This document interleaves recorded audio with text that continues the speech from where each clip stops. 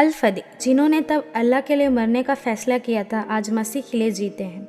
एक कट्टरपंथी इस्लामवादी सऊदी नागरिक जो मानता था कि इस्लाम ही एकमात्र सच्चा धर्म है और जो लोग अल्लाह को ईश्वर और मोहम्मद को उसके दूत के रूप में स्वीकार नहीं करते हैं वे नरक में जाने के लिए अभिशप्त है।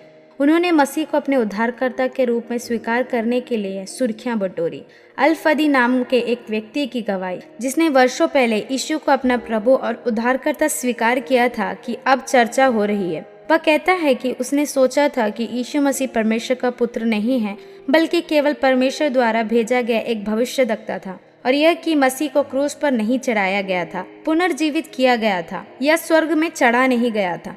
उन्होंने कहा कि उन्हें यहूदी और ईसाइयों से बेहद नफरत थी। अल-फदी ने 12 साल की उम्र तक आधा कुरान कंठस्थ कर लिया था। 15 साल की उम्र में उसने ओसामा बिन लादेन को सोवियत संघ के खिलाफ जिहाद में शामिल होने का फैसला किया।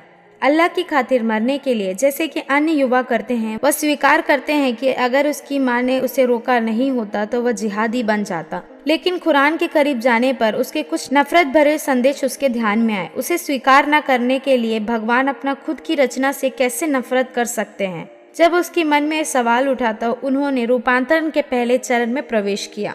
लेकिन वह जानता था कि वह इस तरह के विचार दूसरों के साथ साझा करने से उसे अपनी जान गंवानी पड़ेगी। सऊदी अरब में अपनी कॉलेज की शिक्षा पूरी करने के बाद वह 1998 में इंजीनियरिंग की पढ़ाई करने के लिए अमेरिका आ गए। लेकिन एक और समस्या उनका इंतजार कर रहे थे। इस्लाम कहता है कि ईसाइयों से संबंध मत रखो। अमेरिका एक ईसाई राष्ट्र है।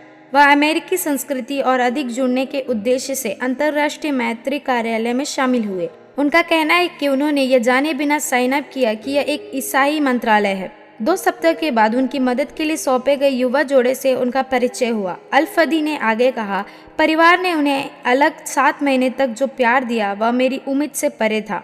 मुझे मुसलमानों से ऐसा अनुभव कभी नहीं हुआ था। नवंबर में जब वह उनके घर खाना खाने गया, तब जाकर उसे पता चला कि यह एक ईसाई परिवार है। उन्होंने कभी भी मेरे साथ सुसमाचार साझा नहीं किया, लेकिन उन्होंने मुझे दिखाया कि सुसमाचार कैसे दिखता है। मैं अपने धर्म और विश्वास के बारे में संदेह से भरे उस घर से वापस आ गया। बाद में उन्होंने ईसाई धर्म के बारे में और जानने का फैसला किया। इस बीच मास्टर्स डिग्री पूरी करने के बाद अल-फदी एक कंपनी में जुड़ गए। वहीं उनकी मुलाकात एक अन्य ईसाई आस्तिक से होती है। अल-फदी का कहना है कि वह ईसाई परिवार की वही अच्छाई और प्यार देख सकता है जो उसने पहले देखा था। जब वह क्रिसमस पर उनके घर खाने गया था, धीरे धीरे उनकी रुचि ईसाई धर्म में बढ़ती गई। इसलिए 2001 में उन्होंने इस्लाम की शिक्षा के खिलाफ जाने का फैसला किया। अगले 6 महीने में मुझे पता चल गया कि क्राइस्ट कौन थे।